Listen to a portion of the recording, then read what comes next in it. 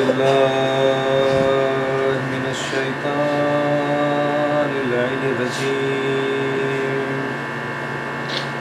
بسم الله الرحمن الرحيم.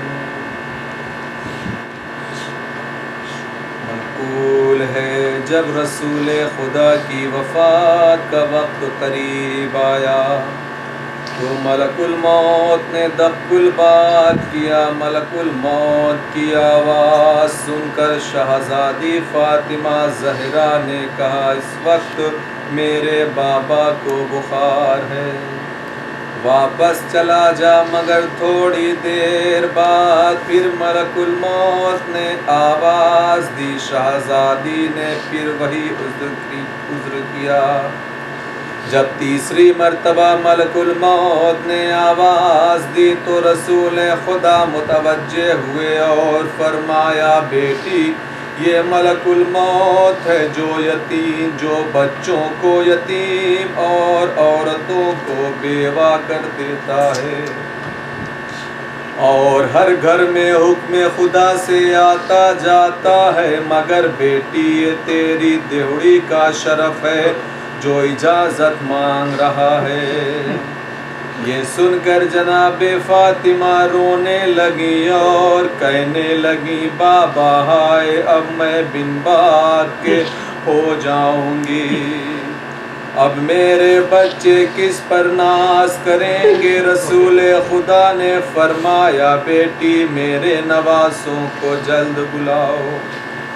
حسنین علیہ السلام آئے اور نانا سے لپٹ گئے اور کہنے لگے نانا اب ہمیں دوش پر کون بٹھائے گا اور اس طرح کون پیار کرے گا. رسول خدا نے بارگاہ خداوندی میں عرض کی معبود میرے اہل بیت کو میرے غم میں صبر عطا فرما.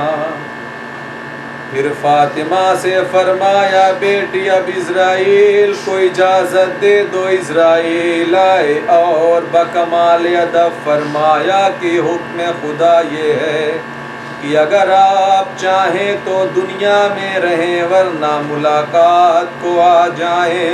چنانچہ رسول خدا ملاقات خداوندی پر راضی ہو گئے اور ملک الموت روح رسول کو لے کر گلشن جنت کی طرف پرواز کر گئے. اہل حرم میں شور و گریہ بلند ہوا. بیٹی پچھاڑے کھانے لگی. نواسے نانا کے فراق میں سر و سینہ پیٹنے لگے. مولائے کائنات سرد بھرنے لگے اور غسل کفن کے انتظام میں مصروف ہو گئے. زبانی دعوی محبت کرنے والے حب دنیا میں جا کر مصروف ہو گئے مگر غسل و کفن کے لیے سلمان و ابو ذر جیسے اصحاب اہل بیت رسول کے ہمراہ تھے.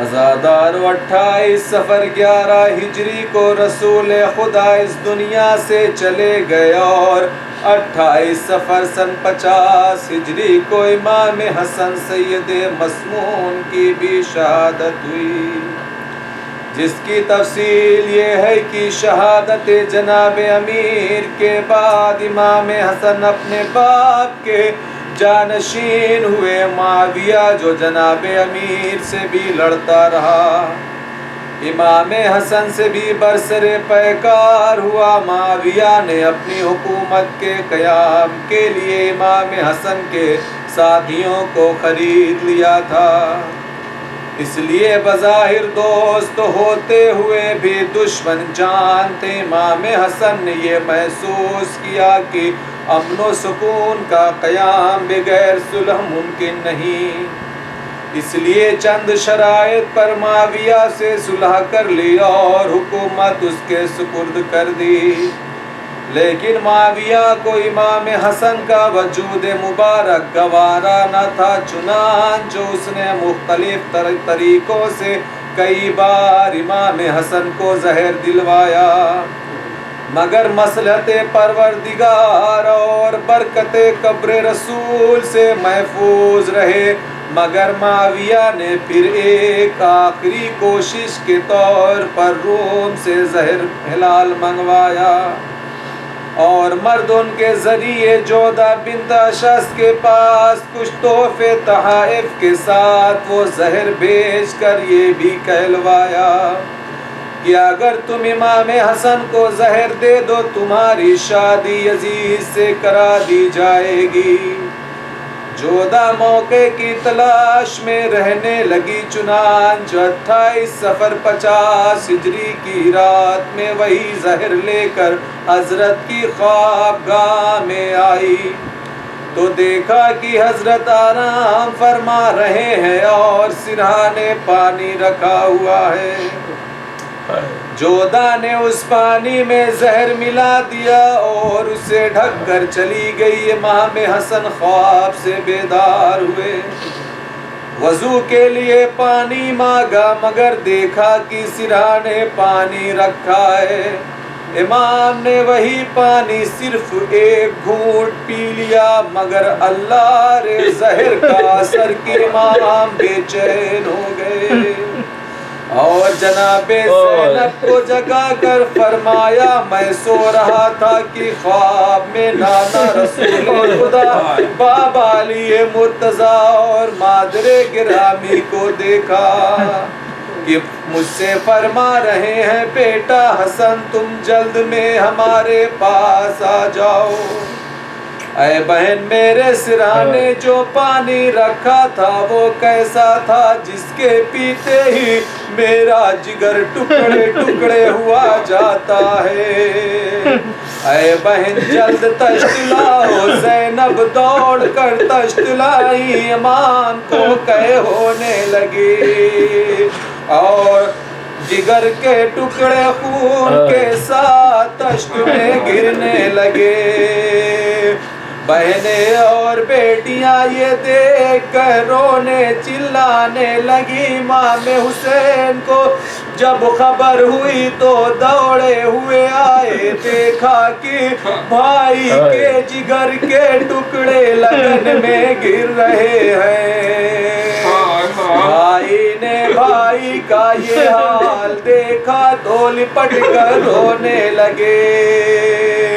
یہ قیامت کا منظر دیکھ کر کوہرام بپا تھا۔ اس بین سے بس گھر میں بپا ہو گیا محشر۔ زینب سے یہ فرمانے لگے حضرت شبر، کس سمت کو ہے والدہ قاسم مزتر، لے آؤ ذرا پاس مجھے تم انہیں جا کر، کچھ کہہ لوں میں ان سے کہ جدائی کی گھڑی ہے۔ زینب نے کہا رو کے سرہانے تو کھڑی ہے۔ جب فروا سامنے آئی تو امام نے فرمایا اب ہم دنیا سے چلے، اب ہماری تمہاری ملاقات میدان قیامت میں ہوگی۔ میرے غم میں صبر کرنا، میرے یتیم بیٹوں کا خیال رکھنا۔ پھر ایک تعویذ لکھا جس کی تحریر یہ تھی، اے بیٹا قاسم جب میرا بھائی کربلا میں نرغے آدھا میں گر جائے تو تم اس تعویذ کو کھول کر پڑھنا اور اس پر عمل کرنا۔ اس کے بعد امام حسین کو وصیتیں کی اور راز امامت تعلیم فرمائے اور کہا میرے یتیم بچوں کا خیال رکھنا۔ یہ کہتے کہتے موت کا پسینہ پیشانی اقدس پر آیا، روح گلشن جنت کی طرف پرواز کر گئی उम्मे फरवा सरो सीना पीटने लगी, घर में कोहराम बपा हो गया। ज़ैनब में कुलसूम मोहम्मद वालिया का नारा बुलंद करने लगी।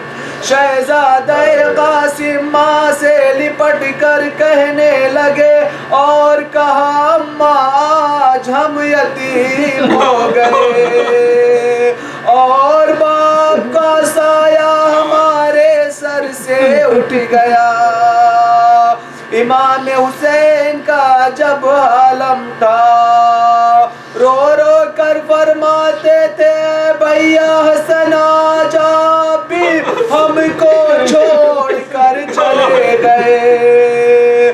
बुजुर्गों में किसी का भी साया मेरे सर पर नहीं रह गया।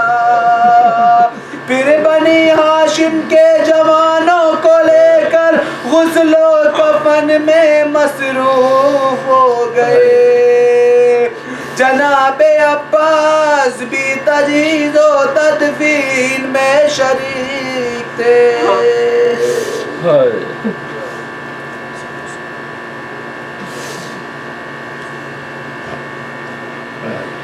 बारगाह तुझे वास्ता मोहम्मद वाले मोहम्मद का हमारी इस कलील इबादत को कबूल फरमा। जो लोग बेरोज़गार उसको रोज़ी नायत फरमा। जितने भी लोग मक़रूज़ हैं उनका ज़ुक़ फ़ैदा फरमा। मेरे मालिक पूरी दुनिया में जितने भी शहर करा जहाँ जहाँ भी उनके जान माल इज़्ज़त आबरू की बात फरमा। मेरे मालिक कोई गम न जैसे वाया गम हुसैन की। परवरदिगार तुझे वास्ता हज़रत ज़ैनब का आखिरी हुज्जत इमाम ज़मान अलैहिस्सलाम की ज़ुल्म क़ादिर और उनके आवाज़